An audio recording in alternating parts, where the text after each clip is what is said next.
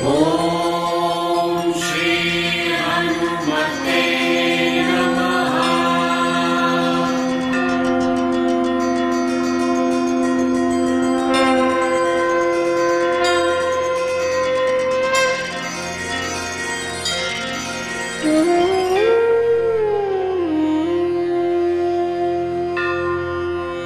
श्री हनुमत सहस्त्रनाम स्तोत्र का पाठ साधक के सभी कष्टों को दूर करता है और उसके सभी मनोरथ सिद्ध होते हैं।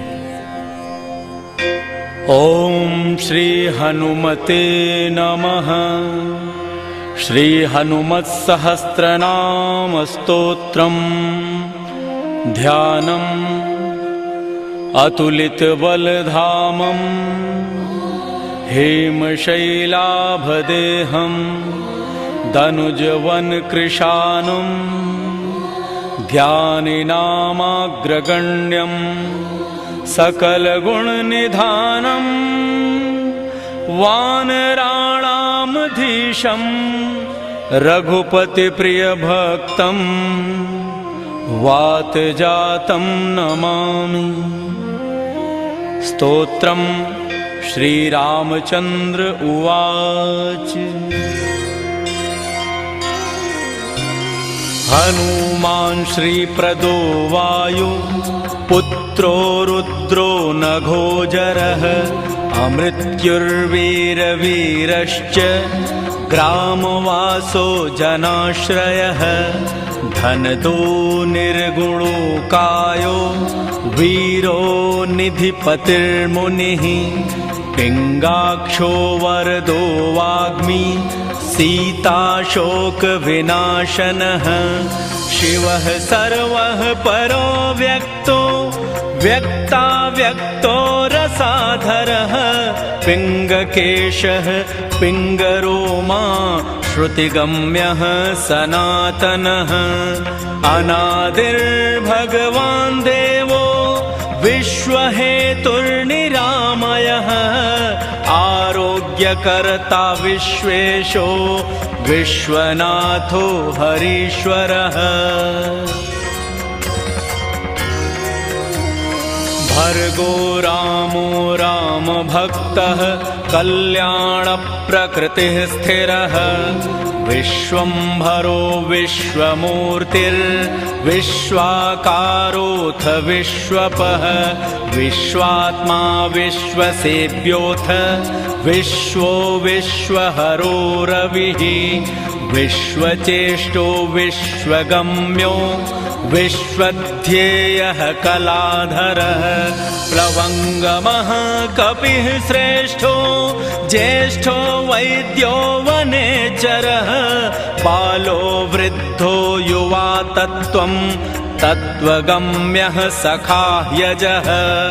अंजनासूनुरव्यग्रो ग्रामख्यातो धराधरः भूर्भुवः स्वर्महर्लोको जनलोकस्तपोव्ययः सत्यम् ओंकारगम्यश्च प्रणवो व्यापकोमलः शिवधर्मप्रतिष्ठाता रामेष्टः फाल्गुनप्रियः गोष्पदीकृतवारीशः पूर्णकामो धरापतिः रक्षोघ्नः पुण्डरीकाक्षः शरणागतवत्सलः जानकी प्राणदाता च रक्षः प्राणापहारकः मूर्णः सत्यः पीतवासा दिवाकर समप्रभः देवो दानविहारी च देवता भयभञ्जनः भक्तोदयो भक्तलब्धो भक्तपालन तत्परः द्रोणहर्ता शक्तिनेता शक्तिराक्षसमारकः अक्षघ्नो रामदूतश्च शाकिनी जीवहारकः बुभुकारः तारातिर्गर्वपर्वतमर्दनः हेतुस्त्वहेतुः प्रांशुश्च विश्वभर्ता जगद्गुरुः जगत्रेता जगन्नाथो जगदीशो जनेश्वरः जगद्धितो हरिः श्रीशो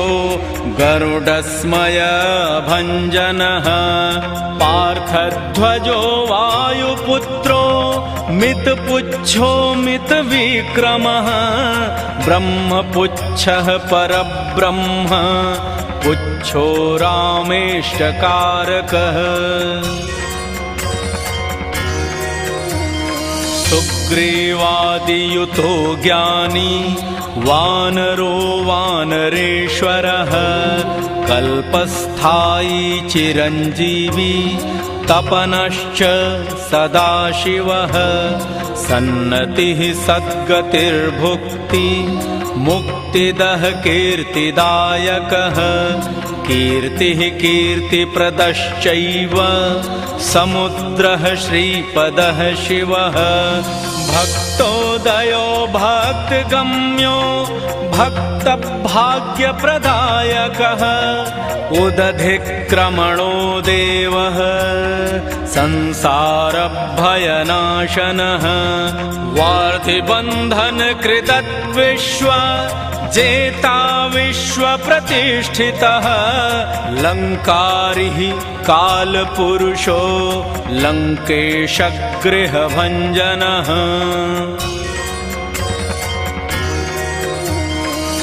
भूतावासो वासुदेवो वासुस्त्रिभुवनेश्वरः श्रीरामरूपः कृष्णस्तु लङ्काप्रासादभञ्जकः कृष्णः कृष्णस्तुतः शान्तः शान्तिदो विश्वपावनः विश्वभोक्ताथमारघ्नो ब्रह्मचारी जितेन्द्रियः ऊर्ध्वगोलाङ्गुलीमाली लाङ्गूलाहत राक्षसः समीरतनुजो वीरो वीरतारो जयप्रदः जगन्मङ्गलदः पुण्यः पुण्यश्रवणकीर्तनः पुण्यकीर्तिः पुण्यगतिर्जगत्पावनपावनः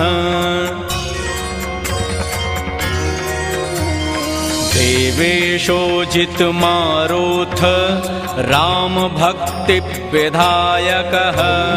ध्याता ध्येयो लयः साक्षी चेता चैतन्यविग्रह ज्ञानदः प्राणदः प्राणो जगत्प्राणः समीरणः विभीषणप्रियः शूरः पिप्पलाश्रय सिद्धिदः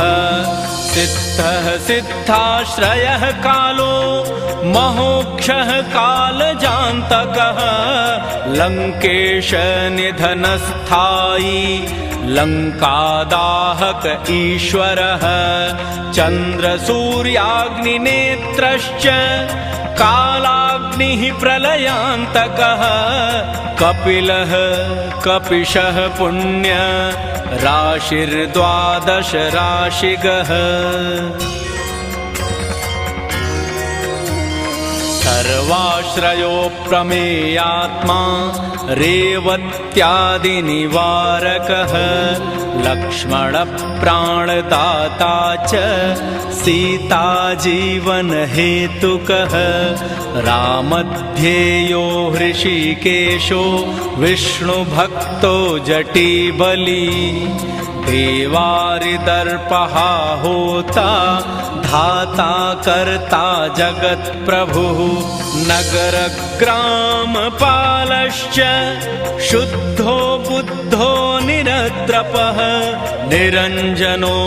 निर्विकल्पो गुणातीतो भयङ्करः हनुमांश्च दुराराध्य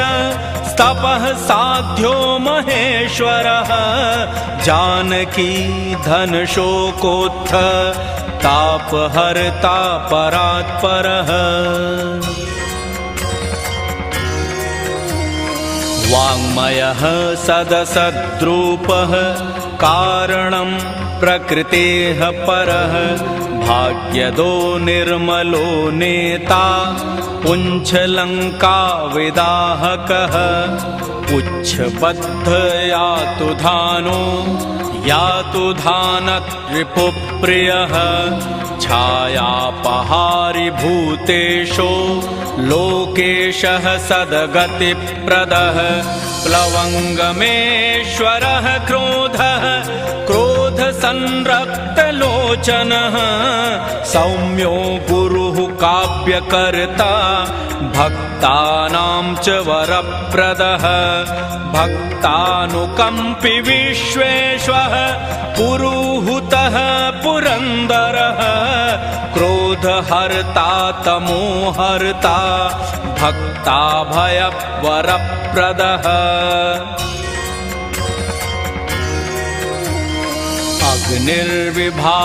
अग्निर्विभावसुर्भास्वान् यमो निर्ऋक्तिरेव च वरुणो वायुगतिमान्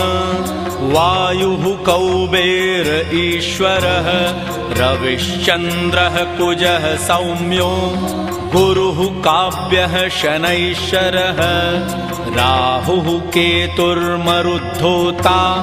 दाता हर्ता समीरजः मशकीकृतदेवारिः दैत्यारिः मधुसूदनः कामः कपिः कामपालः कपिलो विश्वजीवनः भागीरथी पदाम्भोजः सेतुबन्धविशारदः स्वाहा स्वधा हविः काव्यं हव्यवाह प्रकाशकः स्वप्रकाशो महावीरो लघुरूर्जितविक्रमः उड्डीनोड्डीनगतिमान् सद्गतिः पुरुषोत्तमः जगदात्मा जगद्योनिर्जगदन्तो ह्यनन्तकः विपाप्मा निष्कलङ्कोऽथ महान् महदहङ्कृतः खङ्वायुः पृथिवी चापो वह्निर्दिक्पाल एव च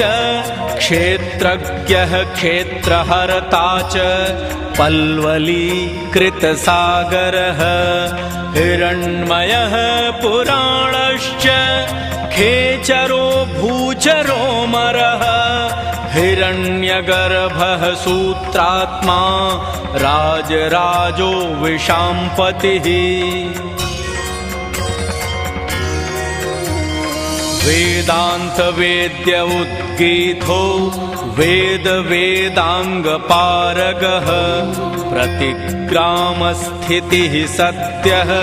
स्फूर्तिदाता गुणाकरः नक्षत्रमाली भूतात्मा सुरभिः कल्पपादपः चिन्तामणिर्गुणनिधिः प्रजाधारो ह्यनुत्तमः पुण्यश्लोकः पुरारातिर्ज्योतिष्मान् शर्वरीपतिः किल्किलारावसंस्त्रस्त भूतप्रेतपिशाचकः ऋणत्रयहरः सूक्ष्मः स्थूलः सर्वगतिः पुमान् अपस्मारहरः स्मर्ता श्रुतिर्गाथा स्मृतिर्मनुः स्वर्गद्वारं प्रजाद्वारं मोक्षद्वारं यतीश्वरः नादरूपः परं ब्रह्म ब्रह्म ब्रह्म पुरातनः एको नेको जनः शुक्लः स्वयं ज्योतिर्नाकुलः ज्योतिर्ज्योतिर्नादिश्च सात्विको रजसस्तमः तमोहर्ता निरालम्बो निराकारो गुणाकरः गुणाश्रयो गुणमयो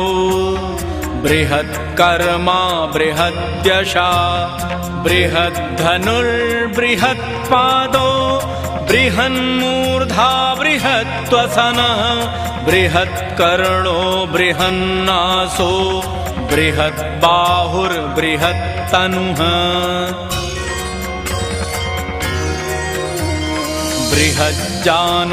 बृहज्जानुर्बृहत्कार्यो बृहत्पुच्छो बृहत्करः बृहद्गतिर्बृहत्सेव्यो बृहल्लोकफलप्रदः बृहच्छक्तिर्बृहद्वाञ्छा फलदो बृहदीश्वरः बृहल्लोकन्नुतो द्रष्टा विद्यादाता जगद्गुरुः देवाचार्यः सत्यवादी ब्रह्मवादी कलाधरः सप्तपातालगामी च मलयाचल संश्रयः उत्तराशास्थितः श्रीदो दिव्यौषधीवशः खगः शाखामृगः कपीन्द्रोऽथ पुराणश्रुतिचञ्चुरः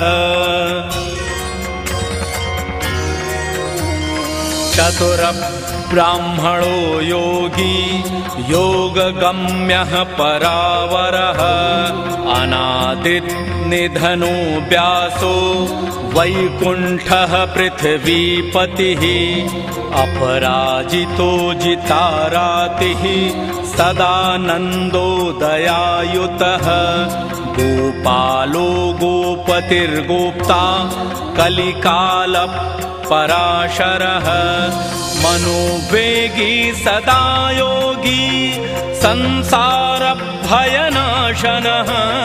तत्त्वदाताथ तत्त्वज्ञस्तत्त्वं तत्त्वप्रकाशकः शुद्धो बुद्धो नित्यमुक्तो भक्तराजो जयद्रथः प्रलयो मितमायश्च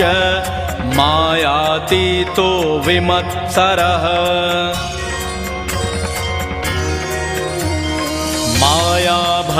मायाभर्जितरक्षाश्च मायानिर्मितविष्टपः मायाश्रयश्च निर्लेपो मायानिवर्तकः सुखं सुखी सुखप्रदो नागो महेशकृतसंस्तवः महेश्वरः सत्यसन्धः शरभः कलिपावनः सहस्रकन्धरबल विध्वंसन विचक्षणः सहस्रबाहुः सहजो द्विबाहुर्द्विभुजो मरः चतुर्भुजो दशभुजो हयग्रीवः खगाननः कपिवक्त्रः कपिपतिर्नरसिंहो महाद्युतिः भीषणो भावगो वन्द्यो वराहो वायुरुद्ध्रिक लक्ष्मणप्राणदाता च पराजित दशाननः पारिजात निवासी च वटुरवचनकोविदः सुरसास्य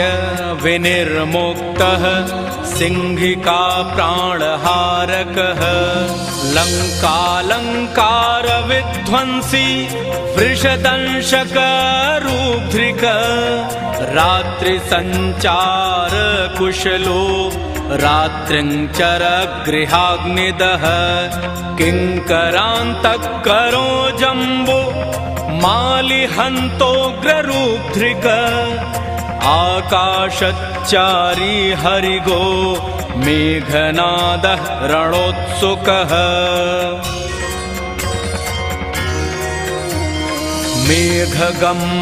मेघगम्भीरनिनदो महारावणकुलान्तकः कालनेमिप्राणहारी मकरीशापमोक्षदः रसोरसज्ञः सम्मानो रूपं चक्षुः श्रुतिर्वचः घ्राणो गन्धः स्पर्शनं च स्पर्शोऽहङ्कारमानगः नेति नेतीति गम्यश्च वैकुण्ठभजनप्रियः गिरीशो गिरिजाकान्तो दुर्वासाः कविरङ्गिराः भृगुः वसिष्ठः च्यवनो नारदस्तम्बरो मलः विश्वक्षेत्रो विश्वबीजो विश्वनेत्रश्च विश्वपः याजको यजमानश्च पावकः पितरस्तथा श्रद्धा बुद्धिः क्षमा तन्द्रा मन्त्रो मन्त्रयिता स्वरः राजेन्द्रो भूपतिरुण्ड माली संसार सारथिः नित्यसम्पूर्णकामश्च भक्तकामधुगोत्तमः गणपः केशवो भ्राता पिता माता च मारुतिः सहस्रमूर्धानेकास्यः सहस्राक्षः सहस्रपात् कामज्जित कामदहनः कामः कामफलप्रदः मुद्रापहारी रक्षोघ्नः क्षितिभारहरो बलः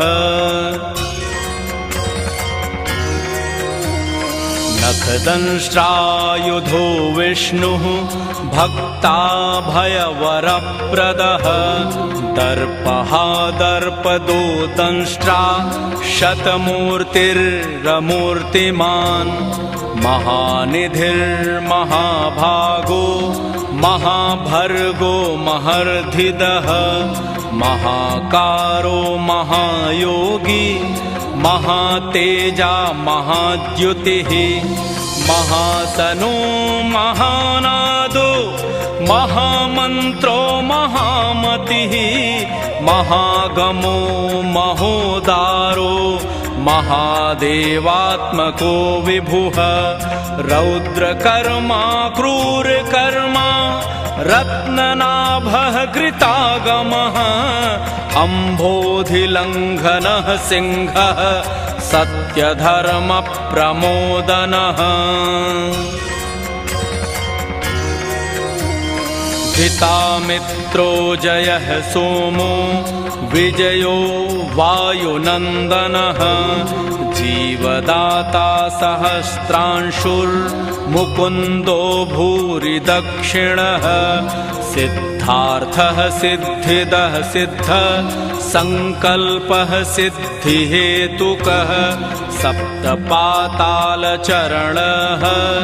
सप्तर्षिगणवन्दितः सप्ताभिलङ्घनो वीरः सप्तद्वीपोरुमण्डलः सप्ताङ्गराज्यसुखदः सप्तमातृनिषेवितः सप्तस्वर्लोकमुकुटः सप्तहोतास्वराश्रयः सप्तच्छन्दो निधिः सप्तच्छन्दः सप्तजनाश्रयः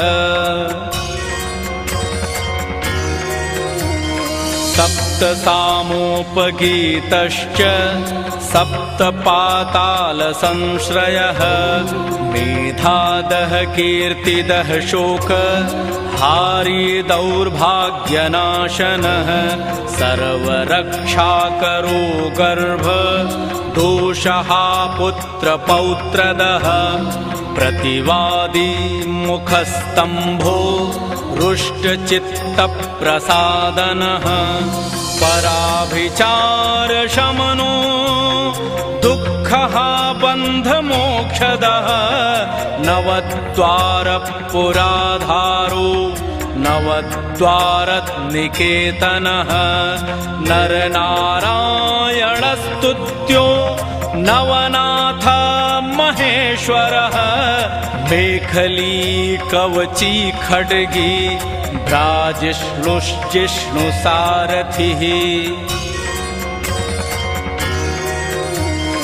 बहुयोजन विस्तीर्ण पुच्छः पुच्छहतासुरः दुष्टग्रह निहन्ता च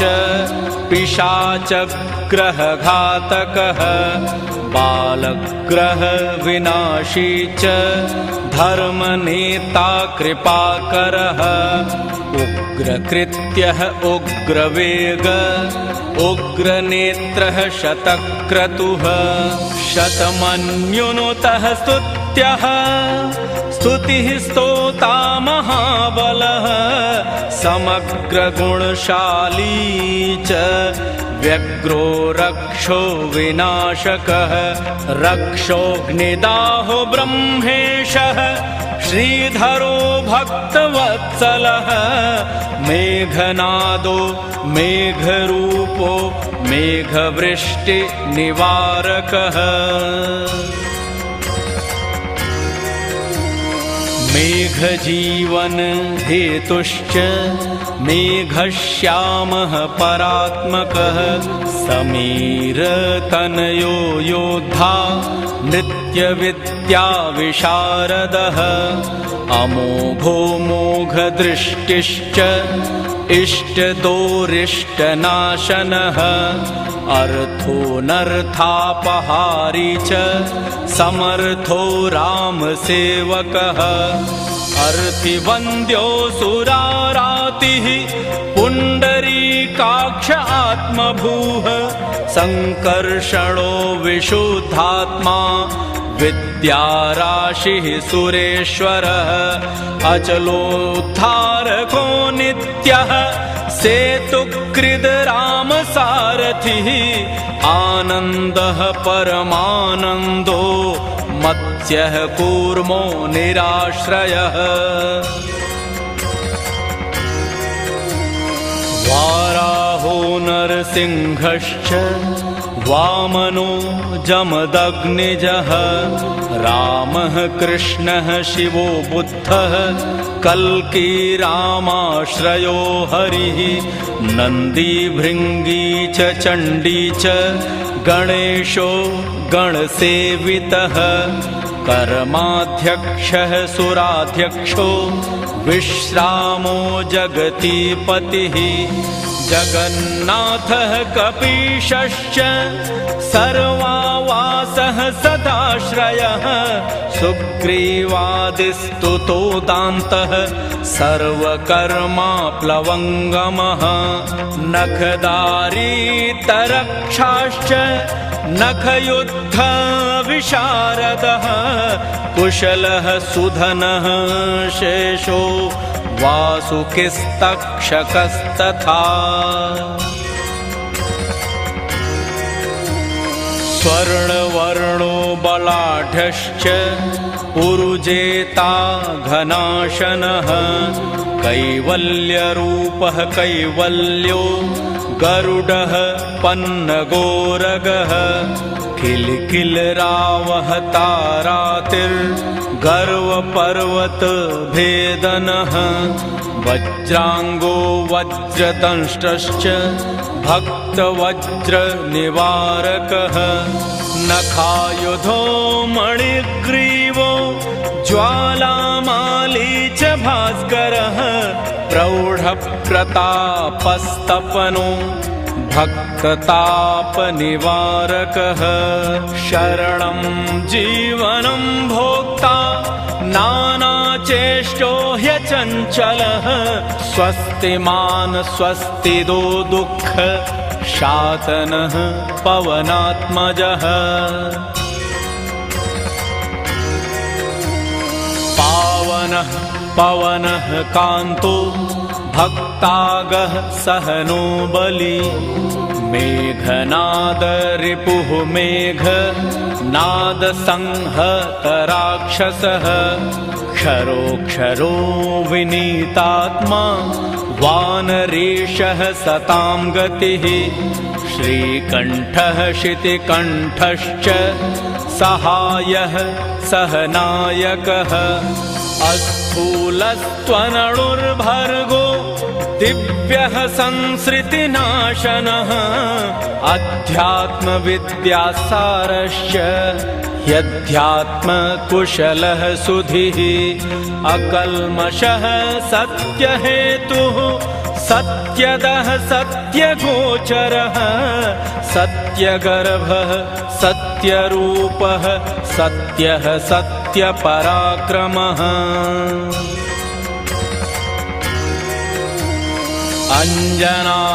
अञ्जनाप्राणलिङ्गश्च वायुवंशोद्भवः शुभः भद्ररूपो रुद्ररूपः सुरूपश्चित्ररूपधृक् मैनाकवन्दितः सूक्ष्म दर्शनो विजयो जयः क्रान्तदिङ्मण्डलो रुद्रः प्रकटीकृतविक्रमः कम्बुकण्ठः प्रसन्नात्मा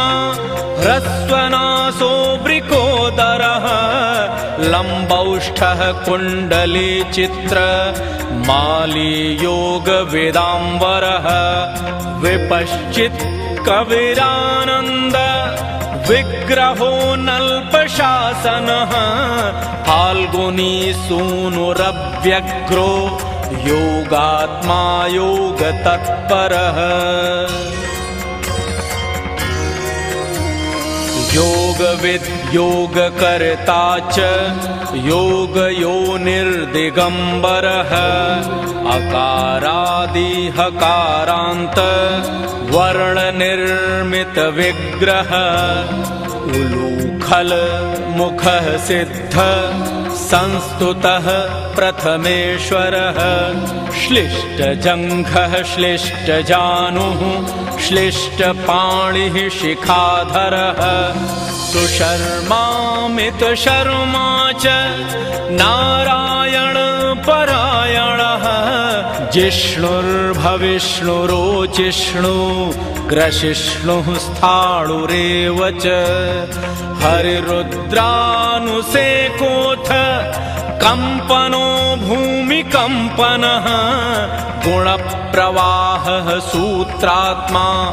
वीतरागस्तुतिप्रियः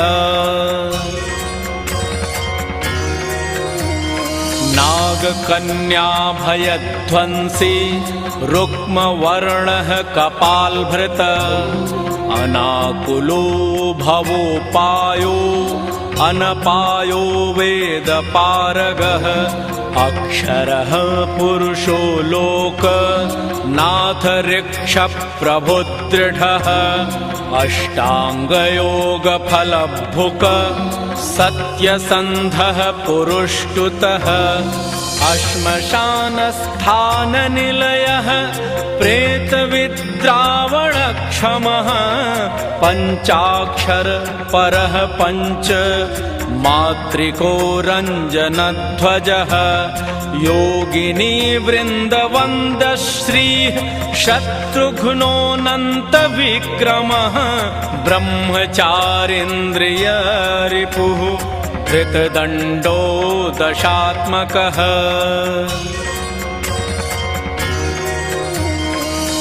प्रपञ्चः सदाचारः शूरसेनाविदारकः वृद्धः प्रमोद आनन्दः सप्तदीपपतिन्धरः नवद्वारपुराधारः